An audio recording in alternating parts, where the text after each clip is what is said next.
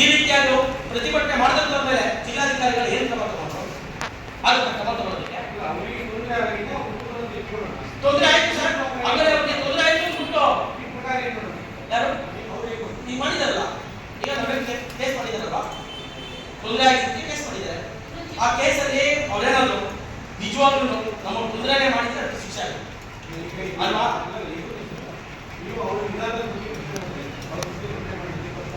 ಹೌದು, ನಾವು ತಪ್ಪು ಮಾಡಿಲ್ವಲ್ಲ. ಈಗ ನಾವು ತಪ್ಪೇ ಮಾಡಿಲ್ಲ ಸರ್. ನಾವು ಹೇಳ್ತಾ ಇದ್ದೀನಲ್ಲ, ಮತ್ತೆ ಅದನ್ನೇ ಹೇಳ್ತಾ ಇದ್ದೀನಿ.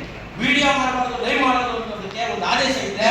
ದಯಮಾಡಿ ಕೈ ಮುಗ್ತೀನಿ ಮಾಧ್ಯಮ ಮಿತ್ರರು ಮತ್ತೆ ಅಧಿಕಾರಿಗಳು ನಮಗೆ ಆದೇಶದ ಸುತ್ತೋಲೆಯನ್ನ ಕೊಡಿ, ನಾವು ನಿಲ್ಲಿಸ್ತೀವಿ.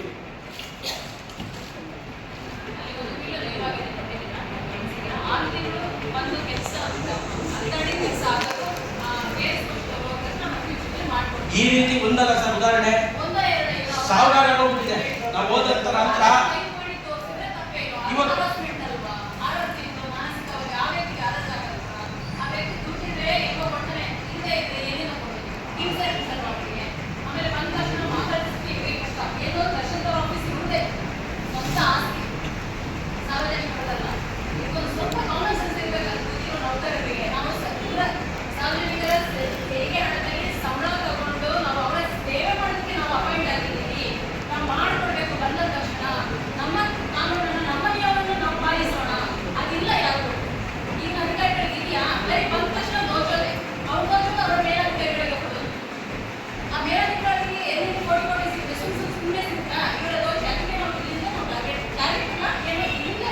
ಬದಲಾಯಿಸೋಣ ಅಂತ ಸರಿ ಮಾಡಬೇಕು, ವ್ಯವಸ್ಥೆನ ಬದಲಾಯಿಸಿ